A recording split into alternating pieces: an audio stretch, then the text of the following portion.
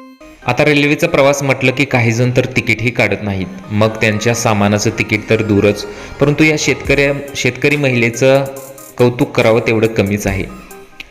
या दोघांचा संवाद तुम्ही व्हिडिओच्या शेवटी नक्की ऐका. चॅनलवरती नवीन असाल तर जरूर सबस्क्राईब करा. भारतीय रेल्वेच्या एका ट्रेन प्रवासातील जनरल डब्यातून प्रवास करताना महिलेनं स्वतःसोबत बकरीही प्रवासात घेतली होती. बकरीला आपल्या हातात पकडून ही महिला उभ्यानेच प्रवास करत होती.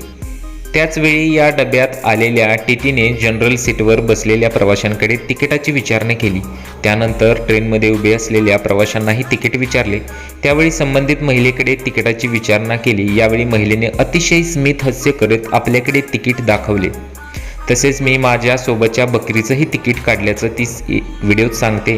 गरीब महिलेचा तो प्रामाणिकपणा आणि स्मित हास्य एका व्हिडिओत कैद झालेला असून हा व्हिडिओ सोशल मीडियावरती प्रचंड प्रमाणात व्हायरल होत आहे. तिकीट चेकर महिलेला बकरीचं तिकीट घेतलं का नाही असा प्रश्न विचारत असताना ही महिला होय मी बकरीचं तिकीट घेतलंय असं म्हणत स्मित हास्य करते. छागल का भी टिकट है? ओ छागल तीन जन का बना है छागल का भी.